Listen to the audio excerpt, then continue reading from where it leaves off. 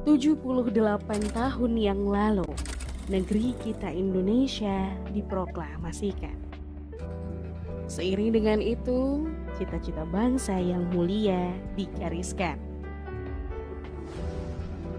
Di tengah berbagai macam keterbatasan, para pendiri bangsa menggelorkan keyakinan dan juga semangat yang tinggi menjulang.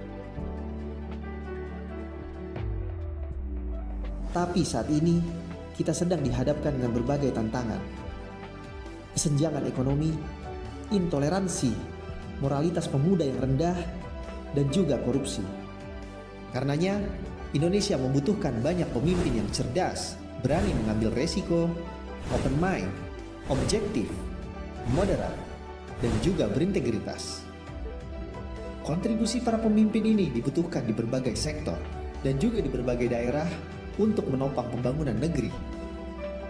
Rumah Kepemimpinan hadir untuk menumbuhkan sosok pemimpin masa depan serta menjadi wadah inkubator bagi pemimpin muda Indonesia.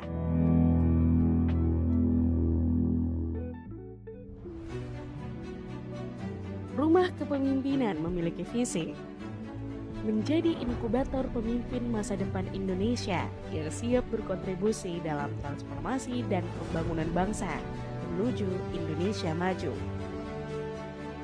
Serta memiliki misi pembangunan pemuda, pemberdayaan pemuda, kepeloporan pemuda, dan penguatan lembaga. Cita-cita tersebut telah dimulai sejak tahun 2002 dan hingga saat ini Rumah Kepemimpinan telah meluluskan 1.876 alumni yang berkontribusi di beberapa sektor di seluruh daerah di Indonesia.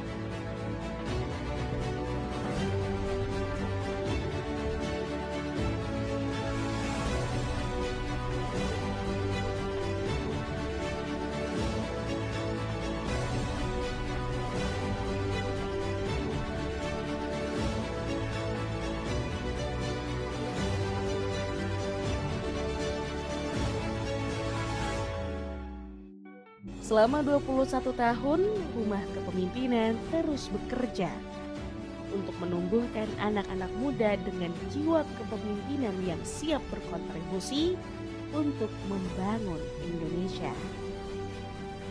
Rumah Kepemimpinan terus membentangkan sayapnya dari Sabang sampai Merauke untuk terus membina para calon pemimpin muda Indonesia. Berawal dari situasi pandemi 2020, Rumah Kepemimpinan hari ini mengembangkan 4 regional online bernama RK Nusantara, di mana peserta dapat berasal dari kota manapun dan juga kampus manapun di seluruh Indonesia. Saat ini Rumah Kepemimpinan sedang membina 343 peserta dari 44 perguruan tinggi negeri dan perguruan tinggi swasta yang tersebar di seluruh Indonesia. Pada proses penempaan menjadi pemimpin masa depan bangsa, peserta menjalani beragam intervensi pembinaan yang terdiri dari customized learning, personalized learning, skill upgrading, expert sharing, dialog kebangsaan, coaching and counseling, dan leaders project. Para peserta Rumah Kepemimpinan juga mendapatkan dukungan dari donatur individu maupun donatur institusi melalui program Sahabat Pemimpin. Program ini bukan sekedar memberikan dukungan beasiswa, namun donatur juga hadir sebagai sosok kakak mentor dalam pengembangan diri dan jejaring bagi peserta di masa depan. Dalam 1 tahun pembinaan ini, para peserta Rumah Kepemimpinan telah menorehkan berbagai prestasi membanggakan yang diharapkan dapat bermanfaat bagi masyarakat hari ini maupun masa depan. Membangun manusia Indonesia tentu bukan sebuah pekerjaan mudah yang bisa dilakukan hanya sendiri. Oleh karena itu, Rumah Kepemimpinan memperluas ruang kolaborasi dengan berbagai pihak yang memiliki cita-cita yang sama, menumbuhkan manusia Indonesia. Bersama dengan mitra-mitra strategis, ribuan mahasiswa dan pelajar juga dikelola Rumah Kepemimpinan melalui berbagai program tersebut. Dengan ini, Rumah Kepemimpinan diharapkan dapat menjadi tonggak serta inkubator kepemimpinan di Indonesia.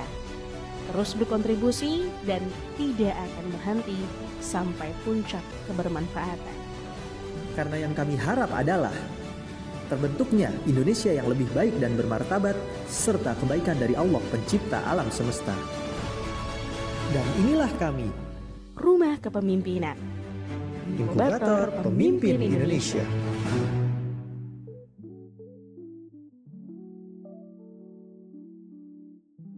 Oke, siapa nih yang sudah merinding? Oke, kita lanjut ke sesi ini ya,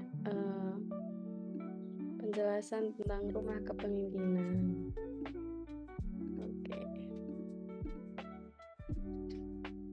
ini ada yang di chat nih. Aku, keren banget. Wow, ini teman-teman pasti anak-anak yang sangat aktif di sekolahnya ya. Aku share link PPT-nya ya. Oke, sebelumnya perkenalkan aku Zura Zuraida. Di sini yang akan menjelaskan tentang beasiswa Rumah Kepemimpinan. Mungkin teman-teman baru tahu. Nah, ini aku akan menjelaskan sedikit. Jadi kita akan mulai dengan RK 101 gitu ya. Jadi apa sih RK itu? RK itu merupakan sebuah beasiswa pembinaan. Sini lebih tepatnya pembinaan untuk menjadi pemimpin gitu. Namanya aja Rumah Kepemimpinan. Jadi kita memang ditempa untuk menjadi pemimpin baik di masa sekarang ataupun di masa depan gitu. Untuk visinya sendiri menjadi inkubator pemimpin masa depan Indonesia yang siap berkontribusi dalam transformasi dan pembangunan bangsa untuk Indonesia maju gitu. Nah, RK merupakan beasiswa. Nah, Rumah Kepemimpinan itu biasa disingkat sebagai RK. RK sendiri merupakan beasiswa pembinaan kepemimpinan yang didirikan pada tahun 2002. Maaf ya, ini salah. Pada tahun 2002 bermula dari cita-cita membangun kembali Indonesia.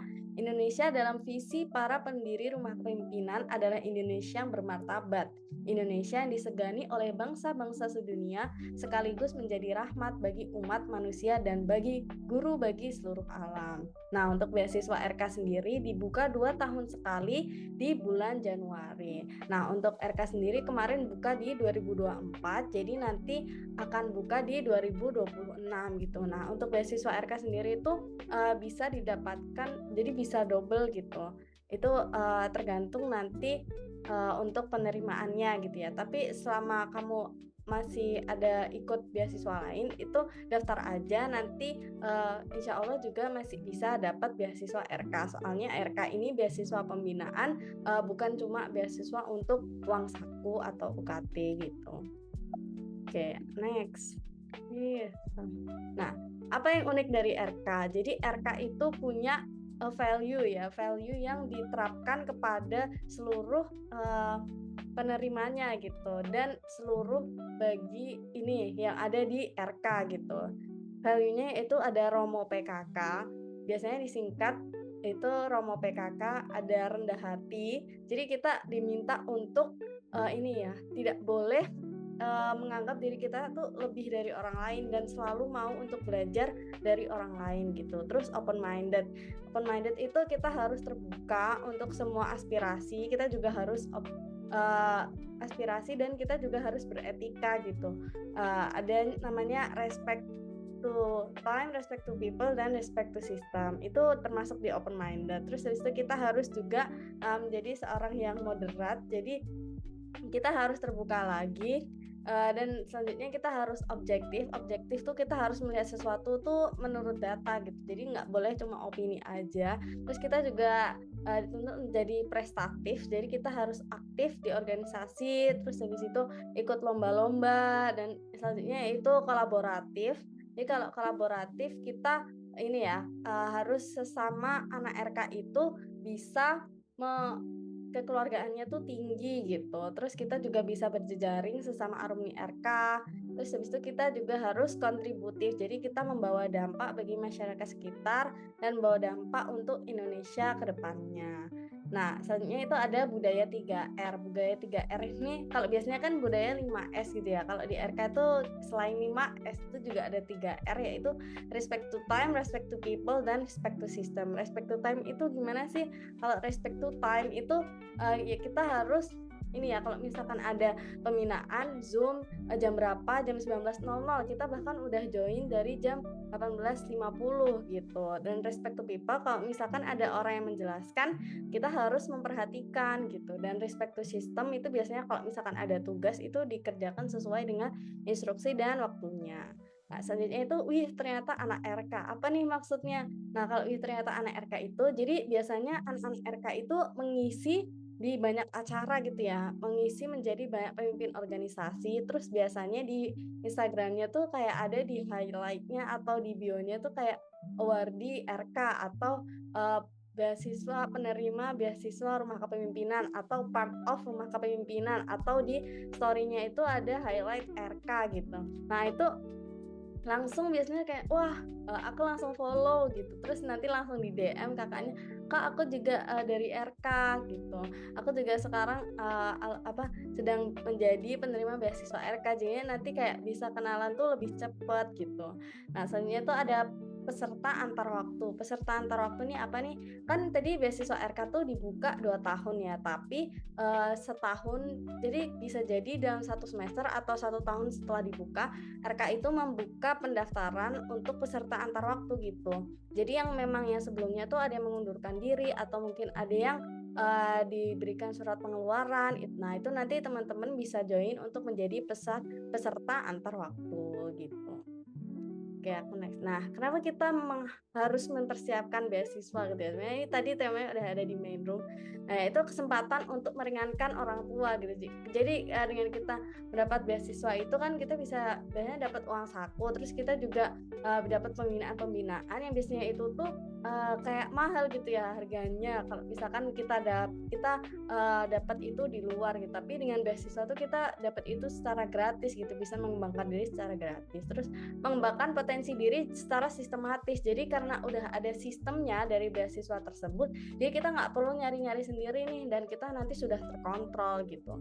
Terus mendapat jaringan yang lebih luas karena beasiswa itu pasti punya alumni ya. Jadi nanti kita bisa berkesempatan untuk ini berjejaring sama alumninya gitu, dan biasanya ngadain talk show yang mendatangkan alumni. Dan kalau teman-teman aktif, teman-teman bisa kayak ini ya, terekspos gitu, dan itu menambah nilai pada CV, dan selanjutnya motivasi untuk meningkatkan value pada diri sendiri gitu. Karena nanti kalau misalkan melihat awardee yang lain kayak gini nih, aku juga harus bisa, aku juga harus dapat ini gitu, kayak awardee yang lain gitu, biar kita nggak kalah. Nah, itu bisa menjadikan motivasi untuk meningkatkan value pada diri, dan juga untuk orang lain kan melihatnya kita sebagai penerima beasiswa ini gitu. Jadi kayak kita harus meningkatkan value diri biar ada bedanya antara kita dan orang lain yang belum dapat beasiswa ini gitu. Oke. Selanjutnya, apa sih benefit beasiswa RK gitu? Yang pertama itu beasiswa program pengembangan diri intensif ya. Jadi yang aku rasain selama ini, kayak RK tuh memberikan banyak banget pengembangan buat diri aku sendiri gitu. Nanti lanjutannya ada di slide akhir banget ya. Kayak kita tuh ada coaching, ada mentoring, terus habis itu ada pembinaan setiap hari tentang kebiasaan-kebiasaan baik itu selalu ada tiap hari gitu. Terus ada fasilitas tempat tinggal atau asrama untuk program yang berasrama. Terus kesempatan berkolaborasi dengan 300 lebih mahasiswa se-Indonesia, kesempatan berjejaring dengan 1.800 alumni RK, dan kesempatan untuk mendapatkan uang saku sampai Rp500.000 per bulan. Oke. Nah, ini regional RK. Jadi di RK itu dibagi beberapa regional. Nanti teman-teman bisa join sesuai universitasnya gitu. Nah, untuk yang asrama, ini tuh ada di Jakarta, di Jogja, di Surabaya, di Bogor, dan di Surakarta atau Solo. Nah, di Jakarta tuh ada yang putra dan putri, itu untuk mahasiswa UI, dan untuk Jogja itu ada di UGM regional 3 ada putra dan putri, di Surabaya ada untuk putra aja untuk mahasiswa UNER dan ITS, di Bogor ada untuk putra aja untuk mahasiswa IPB, dan di Surakarta ada 9 untuk mahasiswa UNS gitu, untuk mahasiswa putra. Dan untuk non asrama itu ada di ITB, di Unpad, ada untuk regional 2 Bandung Putra, ada ITB Unpad, regional 6 Medan Putra, ada untuk Universitas Sumatera Utara, dan ada regional nasional. Jadi regional nasional tuh semuanya bisa ikut ya, dari mahasiswa seluruh Indonesia itu bisa ikut. Nah kalau misalkan